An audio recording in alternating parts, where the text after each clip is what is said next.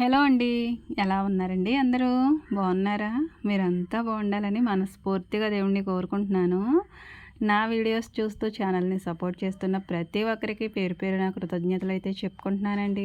YouTube channel ఉన్న వాళ్ళందరూ కూడా ఇంటి గుట్టంతా కూడా రట్టు చేసుకున్నట్టే అనిపిస్తుందండి నాకైతే. ఎందుకంటే మరి ప్రతిరోజు మరి ఇంట్లో జరిగే విషయాలతో పాటు నేను చేసుకునే పనులే గాకుండా ఇక నాకు తెలిసిన మంచి చెడ్డ విషయాలన్నీ కూడా మీతో షేర్ చేసుకుంటూ ఉన్నాను కదండీ!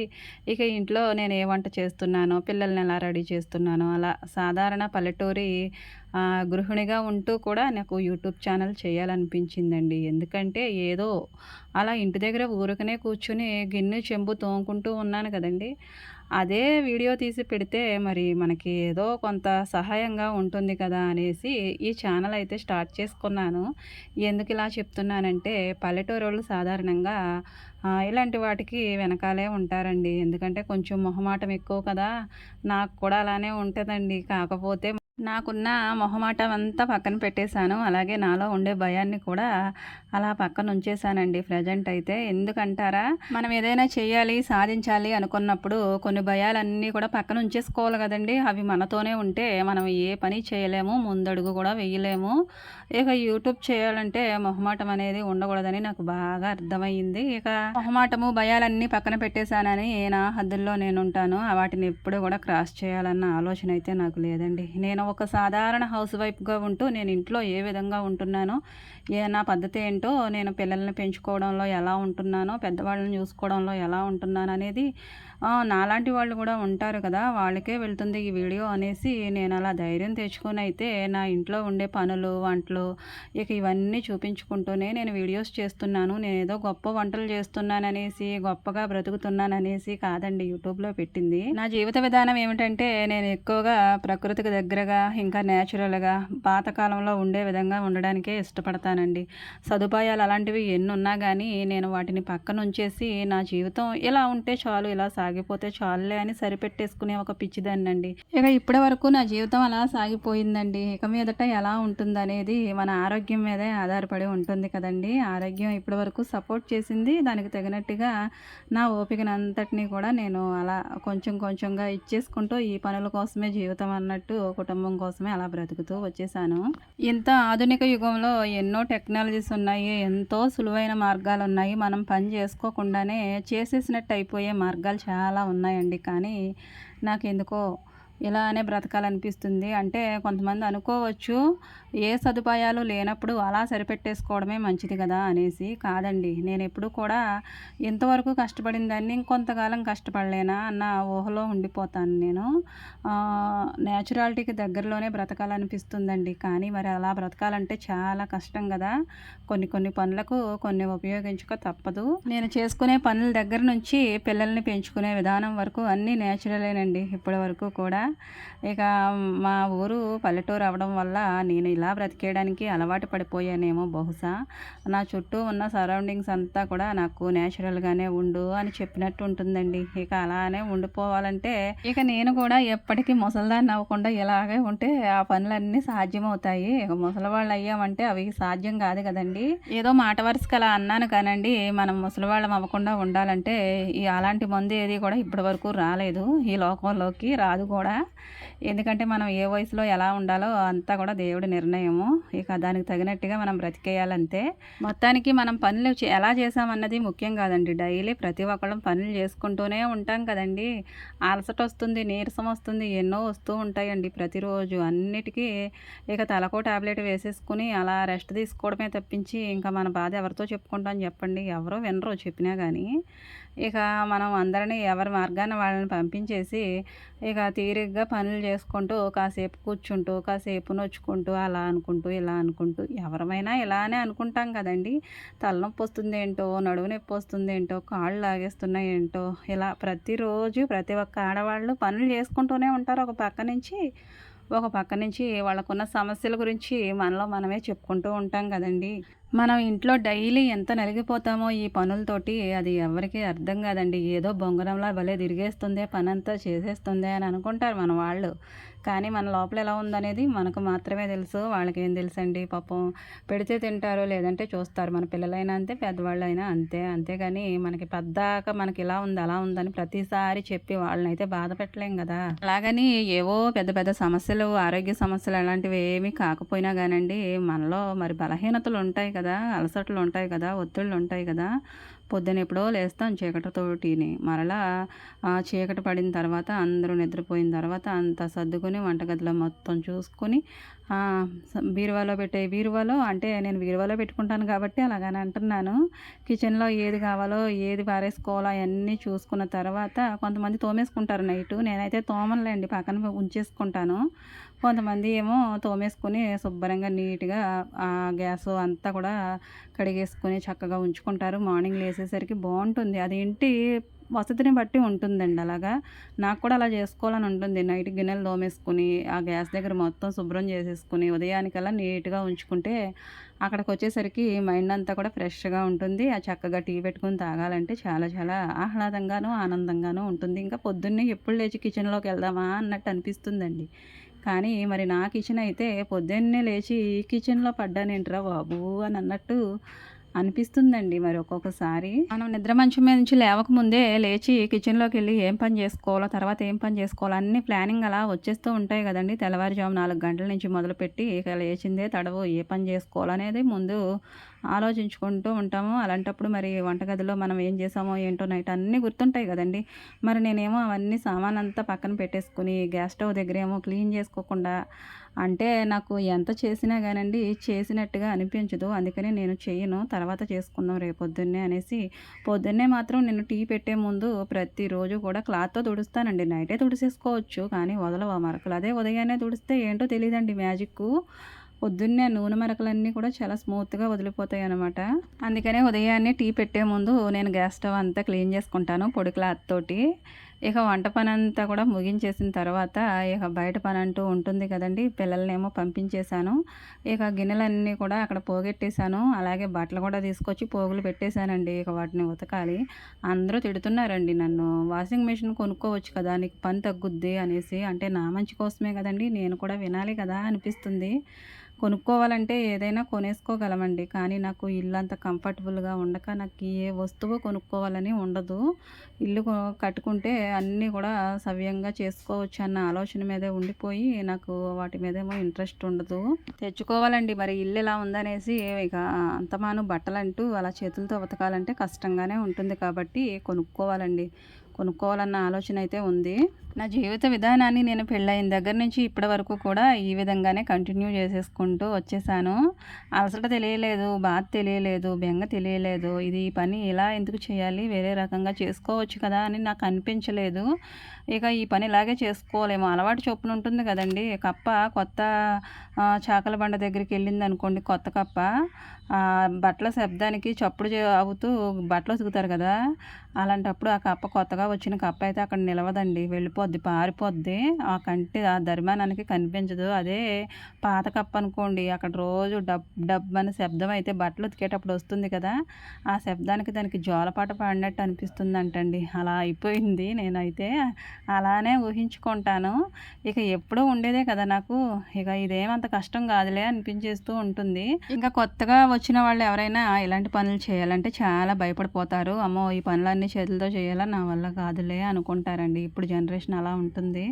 జనరేషన్ అప్పుడు ఇప్పుడని కాదులేండి. కొంతమంది చేయలేరు. కొంతమంది ఏమో చేసేసుకుంటారు.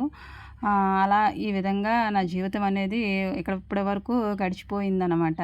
ఇలా చేసుకుంటున్నప్పటికీ కూడా ఎంతో అలసటొస్తుంది. ఎంతో నీరసం వస్తుంది. కానీ దాన్నంతటిని పక్కన పెట్టేసి ఇంకా ఏదో చేసేయాలనేసి నేను తాపత్రయం అంటూ ఉంటుంది కదండీ! ఇంట్లో చేసేవి ఇవే పనులు గదా! ఈ పనులు చాలా సింపులు, చాలా తేలిక అనుకుంటారండి చూసేవాళ్ళు.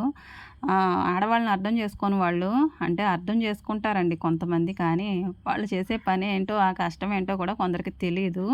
తెలీక ఇంట్లో అన్నీ కూడా మనమే చూసుకోవాలి. వండే దగ్గర నుంచి ఈ పనులు, బయట పనులు ఇవన్నీ కూడా ఒక ఆడవాళ్ళ చేతుల మీదే కదండీ జరుగుతూ ఉంటాయి.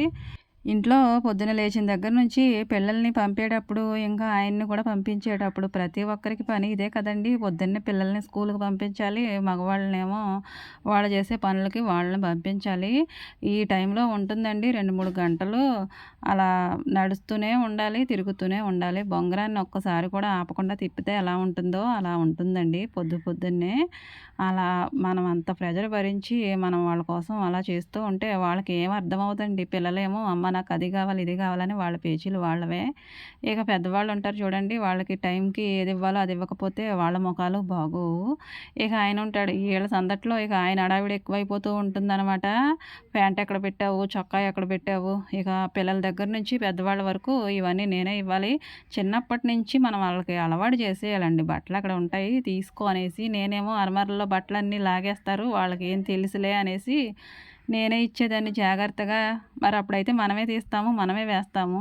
ఇప్పుడైతే వాళ్ళ బట్టలు ఎక్కడున్నవో ఏంటో వాళ్ళకి తెలుసులేండి. వాళ్ళే తీసుకుంటారు గానీ, ఇక వాళ్ళ డాడీ అయితే తీసుకోరండి. ఖరాగా అలాగ నేను వెళ్ళి ఇస్తేనే గానీ ఏ పని అవ్వదనమాట. కొందరు వాళ్ళ పని వాళ్ళు చేసుకుంటారండి. చేసుకోగలరు. నేనేమో మా ఇంటికెళ్ళాననుకోండి, అన్ని పనులు ఆయనే చేసుకుంటారు. నేనున్నాననుకోండి, ఒక్క పని కూడా చేసుకోరనమాట. ఎందుకంటే వాళ్ళకి చేసేవాళ్ళున్నప్పుడు అది చేసుకోవాల్సినంత అవసరం ఏముంటుందండి, చేసుకోలేరు. ఏవైనా పనులకు సంబంధించి ఏవైనా ఒత్తిళ్ళు అలాంటివి ఉన్నా గానీ ఎక్కడలేని చిరుబుర్లన్నీ కూడా మనపైకే వస్తూ ఉంటాయి కదండీ! ఇక ఇన్ని మనస్తత్వాల్ని భరించుకుంటూ, ఇన్ని క్యారెక్టర్స్‌ని మనం అబ్జర్వ్ చేసుకుంటూ, ఏ క్యారెక్టర్‌తో ఎలా ఉండాలో ఏంటో అలా మైండ్‌లో ఫిక్స్ అయిపోయి, ఈ పనిలో ఒక పక్కన, వాళ్ళనో ఒక పక్కన అలా గెలవాలండి. గెలిసి తీరాలి. ఈ పనులతో పాటు వాళ్ళని కూడా గెలవాలి. వాళ్ళ మనసులను కూడా గెలుచుకోవాలి. చిన్న బుడ్డోడి మనసు కూడా గెలుచుకోవాలండి నేనైతే. ఎందుకంటే మరి కొత్తగా వచ్చాడు కదా మా ఇంట్లోకి. మనసుకైతే ఒక్కొక్కసారి బాధగాను, కొంచెం దిగులుగాను అనిపిస్తుంది. ఎందుకంటే ఎవరి పని వాళ్ళు చేసుకోవడానికే కష్టపడుతూ ఉంటారు కదండీ! ఎవరి కష్టాలు వాళ్ళవి. సీత కష్టం సీతది, పీత కష్టం పీతది అన్నట్టు ఈ పనులతోనే సతమతమైపోయి, నలిగిపోయి పొద్దేడు బడులు ఇవే సరిపోతున్నాయి అనుకుంటే, వీళ్ళు పూటకొచ్చి పూటకు ఒక వేషం అన్నట్టు పొద్దున్నే వీళ్ళ స్కూల్ యూనిఫామ్‌లో రెడీ చేసి పంపించేయాలి. మరలా సాయంత్రం వస్తారు. ఇక వాళ్ళకి స్నాక్స్ అని, ఇక హోంవర్క్‌లని వాళ్ళని ఇక సెకండ్ ట్రిప్ అనమాట. వాళ్ళని చూసుకోవడం. ఇక ఉదయం అవుతుంది. అలా మరలా వాళ్ళని రెడీ చేసి పంపించడం. ఇక ఇలా జీవితం అంతా ఇలా అయిపోతూ ఉందండి. ఇక కనిపించేది ఏంటంటే ఎనకాల, ముందు ఏమీ కనిపించట్లేదు. ఈ పనులే కనిపిస్తున్నాయి. అసలు ఈ పనులన్నీ పొద్దున్న మొదలుపెట్టింది మొదలు నాకు 1:00, 12:30, 12 అయిపోతుందండి ఈ పనులన్నీ అయ్యేసరికి. బట్టలు ఉతుక్కునేసరికైతే 1:00 ఖచ్చితంగా అవుతుంది. ఇంకా ఈ పనులంటారా, ఈ వంటలతోటి వీటితోటి 12 అయిపోతుంది. హమ్మయ్య అనుకునేసరికైతేనేమో నీళ్లు పట్టుకోవాలి. టైంకైతే నీళ్ళొచ్చేస్తాయి. ఆ నీళ్లు పట్టుకున్న తర్వాత బట్టలు ఉతుక్కొని, ఇక వాటిని ఆరేసుకొని, ఇక భోంచేసి తర్వాత మరలా ఇక ప్రతి వీడియోలోనూ చెప్తున్నానని ఏమీ అనుకోవద్దండి. ఇలా పనులు చేసుకోవడానికే తీరిక లేకుండా ఉంటుంది ఎవరికైనా సరే. కానీ ఇంత కష్టంలోనూ, ఇన్ని పనుల్లోనూ ఈ వీడియో తీసుకుంటూ వ్లాగింగ్ ఛానల్ అంటే ఇది ఎంతవరకు పని చేసుకుంటామో అంతవరకు వీడియో తీయాలి కాబట్టి ఫోన్ పుచ్చుకునే ఉండాలి. ఇలా మనుషుల్ని, ఇంట్లో వాళ్ళని చూసుకుంటూ ఫోన్ పుచ్చుకుంటూ వీడియో తీయాలంటే అది ఎంత కష్టమో అది చేసేవాళ్ళకే అర్థమవుతుందండి. ఇక నోటి మాటలతోటి మీ సెల్ఫీ వీడియోలా మాట్లాడేసుకుంటూ చేస్తారు కొందరు. నాకేమో అలా చేయడానికి కొంచెం ఇబ్బందిగా అనిపించి అలా చేయలేను నేను. ఇక ప్రతి పని వీడియో తీసుకుంటూ, వంట చేసుకుంటూ, పనులన్నిటితో పాటే వీడియో తీసుకుంటూ ఉన్నాను. నేను ఇంటి పనులు చేసుకోవడానికి ఎప్పుడూ భయపడనండి. ఎప్పుడూ బాధపడను. ఎప్పుడూ కూడా ఇంత కూడా రవ్వంత కూడా నాకు కష్టం అనిపించదు. కోపం కూడా రాదు. అది ఎన్ని గంటలు చేయాలన్నా చేసుకుంటానండి. కానీ నాకు పనులు చేసుకునేటప్పుడు మన బాధ కూడా కొంచెం ఎదుటి వాళ్ళు అర్థం చేసుకోవాలి కదండీ అనిపిస్తుంది నాకు. అంటే మా ఇంట్లో వాళ్ళ అత్తయ్య, నేను గిన్నెలు తోముకోవడానికి అవన్నీ నీళ్ళు అవి సర్దుకుంటూ ఉంటే అత్తయ్య అప్పుడే వచ్చారు పని నుంచి. అంగన్వాడీ దగ్గరికి వెళ్ళి మళ్ళీ వచ్చిన తర్వాత పెద్ద పెద్ద కుండలు అలాంటివి ఉంచే అమ్మ, నేను తోముతాను, చిన్న చిన్నవి తోమేసుకుని నువ్వు వంట పని చూసుకో అని చెప్పారండి. ఇక ఒక్కొక్క పని అయితే అత్తయ్య అలా సాయం వస్తూ ఉంటారు. అర్థం చేసుకునే వాళ్ళు ఉంటే ఇంట్లో మనకి ఎంత కష్టమైనా కొంచెం రిలీఫ్గా ఉంటుంది. ఆ చన్నీళ్ళకి, వేడి నీళ్ళకి చన్నీళ్ళ సాయం అంటారు చూడండి, ఆ విధంగా అనిపిస్తుందండి. ఎంత వేడి నీళ్ళైనా మనం వాటిని వాడలేము. కొద్దిగా చన్నీళ్ళు కలుపుకుంటేనే కానీ, చేయి కలిపితేనే ఏదైనా మనకి సాధ్యం అవుతుందండి. కానీ నేను అలా చేతులు కలిపి పని చేయించుకోవాలని అయితే ఎప్పుడు అనుకోలేదు. నాకు సాధ్యమైనంత వరకు నేను ఎంతవరకు చేసుకోగలను అంతవరకు చేసేసుకుంటూనే ఇలా వెళ్ళిపోతూ ఉన్నాను. ఈ పనులు కూడా నన్ను అలానే తరుముతూనే ఉంటాయండి. కానీ మానేద్దామన్నా కానీ అవి మాననివ్వండి బాబు. కాసేపు అలా ఏదో ఒకటి మానేసి అలా కూర్చోగలమా అంటే అస్సలు అవ్వదనమాట. కూర్చోలేము. టైలరింగ్ వర్క్ అలాంటివి ఏమీ నేను చేయలేకపోయానండి. ఇక ఈ పనులే జీవితం అయిపోయిందనమాట. పిల్లల్ని పెంచుకునేదాన్ని మొన్నటి వరకు. అందరూ పెంచుకుంటారు, నువ్వే కదా అని మీరు అనుకోవచ్చు. ఆ పిల్లల్ని ఒకళ్ళ తర్వాత ఒకళ్ళని చూసుకునే టైంలోనైతే నేను మిషన్ అయితే నేర్చుకోలేకపోయాను. ఇక ఆ తర్వాత ఇక వాళ్ళని స్కూల్‌కి పంపించేటప్పుడు వాళ్ళకి చేసి పెట్టి మరలా వాళ్ళు వచ్చే టైంకి అన్నీ చేసుకొని నాకు ఇలానే టైం అంతా కూడా ఈ పనులతోనే జరిగిపోతూ ఉంటుందండి. ఇక రెండో పని చేసుకోవడానికి అస్సలు అవ్వలేదు నాకు. ఇక అందుకని ఇక నేను అలా నాకు బ్లౌజ్ కుట్టుకోవాలని ఎంతో ఆశ ఉంటుంది. ఇక అది కూడా నెరవేర్చుకోలేకపోయాననమాట. వీలైతే ఎప్పుడైనా దాన్ని ఖచ్చితంగా నేర్చుకోవాలనే ఉంటుందండి నాకు. కొంతమంది చేసే పనిని ఎదుటి వాళ్ళు అర్థం చేసుకుంటారు. కొంతమంది చేసే పని ఎంత పని చేసినా కానండి, చేసావులే అన్నట్టే చూస్తారండి. పాపం అనిపిస్తుంది కదా అలాంటి వాళ్ళని చూస్తూ ఉంటే. చాలామంది అలాంటి వాళ్ళు ఉన్నారు. వంట పని చేస్తారు, ఇంటి పని చేస్తారు, వాళ్ళకి కావాల్సినవన్నీ చేసి పెడతారు. అయినా కానీ కరివేపాకుని తీసి అవతల పారేసినట్టే పారేస్తారు ఆడవాళ్ళని. ఇంట్లో పనిచేసే ఆడవాళ్ళు అంటే గృహిణులు అంటే అంత లోగో ఏంటో తెలియదు కానండి, కొంచెం గౌరవం కూడా ఇవ్వరు, విలువ ఇవ్వరు. ఇక వాళ్ళు ఉన్నారనే ఆలోచన కూడా ఉండదు. ఈ పనులన్నీ చేయడానికి కావాలి కానీ వాళ్ళతో మంచి చెడ్డ మాట్లాడడం కానీ, వాళ్ళని కాస్త ప్రేమగా చూసుకోవడం కానీ ఒక్కో కుటుంబంలోనైతే కనిపించదండి. కనిపించదు.